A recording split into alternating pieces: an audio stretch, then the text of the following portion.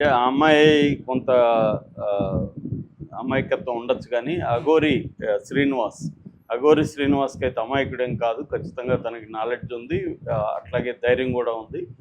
So, అతను ఏదో ఎమోషనల్‌గా మాట్లాడే మనిషి అని నేను అనుకోవట్లేదు. అతను ప్లాన్డ్‌గా ప్రీమెడిటేటెడ్ థింకింగ్ అయితే ఉన్న వ్యక్తి. కాకపోతే ఆ ఎమోషనల్ డ్రామా చేస్తాడు. ఎందుకంటే మామూలు చాలా పేదరికంలో నుంచి వచ్చి ఇంట్లో నుంచి పారిపోయి అఘోరిగా అంటే ముందు ట్రాన్స్‌జెండర్‌గా మారి, మళ్ళీ అఘోరిగా మారి ఒక సోలము, వ్యవహారము ఇవన్నీ పెట్టుకొని అతను కూడా ఏమి రోడ్ల మీద అడుక్కు తినే అఘోరి కాదు అతను. అతను I-20 కార్‌లో తిరిగే అఘోరి, ఐఫోన్ వాడే అఘోరి. సో, మంచి రిచ్చీ వాళ్ళు చెప్తున్నదేమంటే శ్రీవర్షన్ వాళ్ళ ఫ్యామిలీ వాళ్ళు ఇతను ఒక కేస్ బీర్లు తాగేస్తాడు రోజు. బిర్యానీలు, ఎగ్ పప్పులు ఇవన్నీ బాగా తింటాడు. అంటే ఒక లగ్జరీ లైఫ్‌కి అలవాటు పడిన అఘోరి. ఆ లగ్జరీ లైఫ్‌ని లీడ్ చేయడానికి కావాల్సిన తనకి ఫైనాన్షియల్ వ్యవహారాలను కూడా అతను ఆర్గనైజ్ చేసుకుంటున్నాడనేది మనకు అర్థమవుతుంది. అది ఎలాగా సంపాదిస్తున్నాడని పక్కన పెడితే.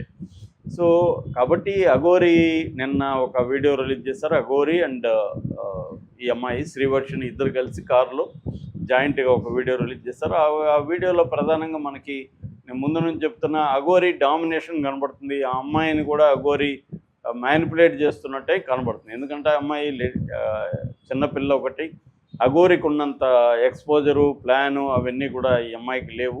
కాబట్టి ఇతను చెప్పినట్టే ఆ అమ్మాయి కూడా వింటున్నట్టుగానే మనకు అర్థమవుతుంది. ఒక రకంగా అతని మ్యాజిక్ స్పెల్ అంటాం కదా! అటువంటి ఒక మ్యాజిక్ స్పెల్ దీంట్లో ఈ అమ్మాయి ఉంది. అతను ఏం చెప్తే అది వినే పరిస్థితిలోనే ఉంది ప్రెజెంట్ అయితే. అది నెక్స్ట్ రివర్స్ అవ్వచ్చు, అయ్యే అవకాశాలు కూడా లేకపోలేదు. అయితే ఇప్పుడు వీళ్ళిద్దరు కలిసి ఫస్ట్ ఏం చెప్పారు అంటే ప్రధానంగా అఘోరిని చెప్పాడు. ఈ అమ్మాయి ఏదో 1, 2 యాడ్ చేసింది. సో, ఏం చెప్పారంటే మమ్మల్ని మీరు వేధిస్తున్నారని ప్రధానంగా మీడియాని నిందించారు. మమ్మల్ని మీరు వేధిస్తున్నారు, మాకు యాంటీగా మీరు వీడియోలు పెడుతున్నారు. అమ్మాయి శ్రీవర్షిని బలిస్తారని అంటున్నారు అనేది. మీరు ఇలాగాని మాకు యాంటీగా థంబ్‌నెయిల్స్ పెట్టి వేధిస్తే మేము చచ్చిపోతాం. సో, మేము చచ్చిపోయి ఆ వీడియో కూడా నేను నీకు పెడతాను. కారు కూడా కాలిపోతుంది. కారులో మేము కాలిపోతాము. పెట్రోల్ రెడీగా ఉంది. సో, మేము చచ్చిపోతాము. ఇది 2 రోజుల్లో చచ్చిపోవచ్చు, లేదా వారంలో చచ్చిపోవచ్చు అనేది అతను ప్రధానంగా చెప్తున్నాడు. రెండవది, మేము ఇంకా తెలుగు రాష్ట్రాలకి రాము. ఉత్తరాఖండ్ వెళ్ళిపోతున్నాం. కేదార్‌నాథ్‌లో ఉంటాం. ఇక్కడే సెటిల్ అవుతాం. ఇక్కడే మేము బతుకుతాము. మేము తెలుగు రాష్ట్రాలకి రాము. మీకు కావాల్సింది అదే కదా! కాబట్టి మీరు మమ్మల్ని ఇద్దరిని వదిలేసేయండి.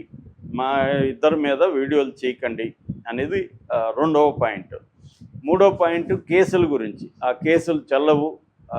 అమ్మాయి రాధిక పెట్టిన కేసు కావచ్చు, మొకిళ్ళల్లో పెట్టిన కేసు కావచ్చు, ఇవేవి కూడా చెల్లవు. అంటే మాకు డబ్బులు ఇచ్చిన అఘోరికి ఎవరైతే డబ్బులు ఇచ్చారో వాళ్ళు పెట్టలేదు కేసు, ఇంకెవరో పెట్టారనేది కూడా అంటున్నారు. అంటే డబ్బులు ఇచ్చిన మాట అయితే వాస్తవం అన్నట్టుగానే వాళ్ళు మాట్లాడుతున్నారు. సో, ఈ 3 ప్రధానమైన పాయింట్లని వాళ్ళు తీసుకున్నారు. అంటే ఒకటి, మీడియా ఆపకపోతే మేము ఆత్మహత్య చేసుకుంటాం, అలాగే మమ్మల్ని అరెస్ట్ చేయడానికి వస్తే కూడా మేము ఆత్మహత్య చేసుకుంటాం అనేది చెప్తున్నారు. అంటే దీని నేపథ్యం మనకు అర్థమైతే ఈ మధ్యకాలంలో మొన్నటి వరకు కూడా అఘోరికి ఓవరాల్గా పాజిటివ్గానే మీడియా స్పందిస్తోంది. అంటే అఘోరికి హెల్ప్ అయ్యే విధంగా మీడియా స్పందించింది. ఇప్పుడేమైంది, అఘోరికి most of the media anti అయిపోయింది. ఈ యాంటీ కావడానికి కారణం ఎవరు? అఘోరినే. ఎందుకంటే అఘోరి బిహేవియర్ కానీ, అఘోరి మాట్లాడే పద్ధతి కానీ, తర్వాత అన్నిటికంటే ఇంపార్టెంట్ శ్రీవర్షిని విషయంలో అఘోరికి బాగా నెగిటివ్ వచ్చింది. అంతవరకు సనాతన ధర్మం, గుళ్ళు మీద దర్గాలు, గుళ్ళు, లేకపోతే స్త్రీల సంక్షేమం ఇవేవో మాట్లాడుతూ ఉన్నంత వరకు కూడా ఓకే అనుకున్నారు. కానీ ఎప్పుడైతే అమ్మాయిల విషయంలోకి ఎంటర్ అయ్యి వాళ్ళ ఫ్యామిలీస్తో ఇబ్బందులు పెట్టి వాళ్ళ ఫ్యామిలీని అమ్మాయిని లేపుకోవడం, ఏదో వీళ్ళ రొమాన్సులు అంతా గురించి మాట్లాడడం, ఇదంతా సరదాగానే అనిపించుండొచ్చు అఘోరికి, అమ్మాయికి. నిజానికి పెళ్ళి అయ్యే వరకు కూడా వీళ్ళిద్దరూ చాలా సరదాగా ఎంజాయ్ చేస్తూ మీడియాతో చేశారు. నిజానికి మీడియాకి అఘోరి ఎంత ఉపయోగపడిందో అఘోరికి కూడా మీడియా అంత ఉపయోగపడింది. ఇది విన్ విన్ సిచ్యువేషన్ అంటారు. అలాంటి విన్ విన్ సిచ్యువేషన్. సో, ఎందుకంటే అఘోరి పాపులర్ కాకపోతే అఘోరికి డబ్బులు ఎందుకు ఇస్తారు? ఎవరన్నా 10 లక్షలు 20 లక్షలు ఎందుకు ఇస్తారు? ఇప్పుడు కేసు పెట్టిన ఆవిడ చెప్పేదాని ప్రకారం 9,80,000 ఇచ్చున్నారు, అంటే 10 లక్షలు ఇచ్చారు. ఇలాగ చాలామంది ఇచ్చారని ఈ శ్రీవర్షిని వాళ్ళ పెంపుడు బ్రదర్ విష్ణు చెప్తున్నాడు. సో క్లియర్గా అఘోరికి పాపులారిటీ అనేది క్రియేట్ చేయడానికి ఛానల్ కావచ్చు, మీడియా కావచ్చు కారణం. ఇప్పుడు అదే ఛానల్ వల్ల అఘోరి ఇబ్బంది పడుతున్నారు. ఛానల్కి అఘోరి మీద కోపమో ప్రేమో ఉంటుందని నేను అనుకోవట్లేదు. నాకు తెలిసి మ్యాక్సిమం ఛానల్కి ఏంటంటే ఏది వీసిపోతుంటే ఆ టాపిక్ని పంపు చేస్తూ ఉంటారు. పాజిటివ్గా వీసిపోతే పాజిటివ్గా చేస్తారు, నెగిటివ్గా పెడితే పోతున్నాయనుకో నెగిటివ్గా అమ్ముతారు. నేను నిన్న ఒక పెద్ద ఛానల్ని అడిగా, ఏం సార్ మీకు ఏమన్నా అఘోరి మీద కోపం ఉందా, ఎందుకు మీరు ఇట్లా నెగిటివ్గా పెడుతున్నారంటే, మాకెందుకు ఉంటుంది సార్ కోపం, ఏది వ్యూస్ వస్తే అవి పెడతాం మేమని ఆయన చెప్పాడు. సో క్లియర్గా ఏంటంటే కొన్ని పెద్ద యూట్యూబ్ ఛానళ్ళు అఘోరికి యాంటీగా మొన్నటి నుంచి థంబ్నెయిల్స్ పెట్టి చేస్తున్నాయి. ఇది వాళ్ళకి ఇబ్బందికరంగా ఉండొచ్చు. రెండవది, అరెస్ట్ నుంచి తప్పించుకోవడానికి కూడా ఈ ఒక థ్రెట్ని చేస్తున్నారు. ఇప్పుడు అఘోరి ఏమీ మన దేశంలో లేకుండా పోలేదు, వాళ్ళకేం సపరేట్ లా ఏమి లేదు. అఘోరీలకి ఏమన్నా సపరేట్ చట్టం ఉందా ఇండియాలో? అఘోరీలు తప్పు చేస్తే, ఒక హత్య చేస్తే వాళ్ళకి చట్టం వర్తించుతా? అఘోరీలు ఇంకొక క్రైమ్ చేస్తా వర్తించుతా? వర్తిస్తుంది క్లియర్గా. అఘోరీలైనా ఎవరైనా ఈ దేశంలో పౌరులే, వాళ్ళకు కూడా ఆధార్ కార్డులు ఉండాల్సిందే, వాళ్ళు కూడా లాకు చట్టానికి నిబద్ధులై ఉండాల్సిందే.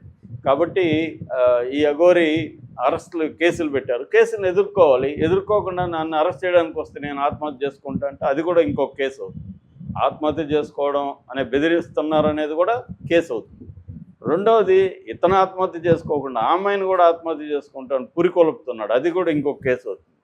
కాబట్టి అఘోరి ఏం చేయాలి, మామూలుగా మీడియాతో ఖచ్చితంగా ఇబ్బందులే.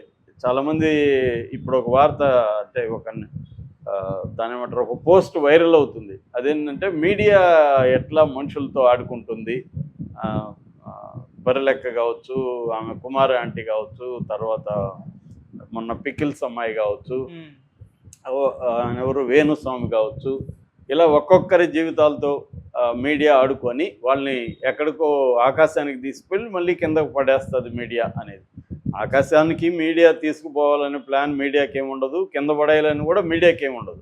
మీడియాకి ఉండేదంతా ఏంటి, ఏది సెన్సేషన్ ఉంటే దాన్ని తీసుకొని జనం ఏది చూస్తుంటే దాన్ని ఎక్కువ రోజులు చేస్తారు. జనం చూడడం మానేశారనుకో దాన్ని ఆపేస్తారు. ఇప్పుడు ఆయన జానీ మాస్టర్తో ఒకప్పుడు జనం చూశారు, కుమ్మారు, మళ్ళీ ఏమైంది, ఆపేశారు. ఎందుకు ఆపేశారు? వాళ్ళకి ఏమన్నా జానీ మాస్టర్ మీద మధ్యలో ఏమన్నా ప్రేమ వచ్చిందా? ఏమి లేదు. లావణ్య రాస్తారు, కొద్ది రోజులు నడిచింది, మళ్ళీ అది తగ్గిపోయింది, మళ్ళీ మొన్న రావాలని ఎందుకు మొన్న వచ్చింది? మీడియా క్రియేషన్ కాదు కదా, అది వాళ్ళ గొడవే కదా. అట్లాగే ఈ అఘోరి కూడా సైలెంట్గా ఉంటే మీడియా సైలెంట్గా ఉంటుంది. సైలెంట్గా ఉండట్లేదు కదా అఘోరి.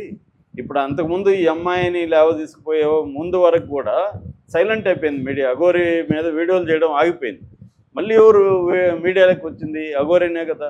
సో అఘోరి సైలెంట్గా ఉండి ఈ అమ్మాయి సైలెంట్గా ఉండిపోతే ఇది లేదు. ఇప్పుడు వాళ్ళు పెళ్లి జరిగినట్టు మీడియాకి ఎవరు చెప్పారు? అఘోరినే కదా చెప్పింది. అఘోరి వీడియో తీస్తేనే కదా మనకు తెలిసింది. సైలెంట్గా పెళ్లి చేసుకొని ఉంటే ఈ గొడవ లేదు కదా. సో ఇక్కడ ఏమంటే నీకు నచ్చినట్టే మీడియా బిహేవ్ చేయాలంటే కుదరదు. నీకు పబ్లిసిటీ కావాలనుకున్నప్పుడు ఈ మీడియాకి ఉండే ఒక చట్టం అంటారు, ఫ్రేమ్వర్క్ని అర్థం చేసుకోకుండా మీడియా నేను అనుకున్నట్టే ఉండాలి అంటే కుదరదు. బరిలెక్క ఇలాగే శాపాలు పెట్టింది మీడియా మీద, నన్ను వదిలేండి అని ఏడ్చింది. ఏమి ఏడవాల్సిన పనిలే, ఏమి శాపాలు పెట్టాల్సిన పనిలే. గమ్మని సైలెంట్గా ఉంటే వాళ్ళు కొద్ది రోజులు మీడియా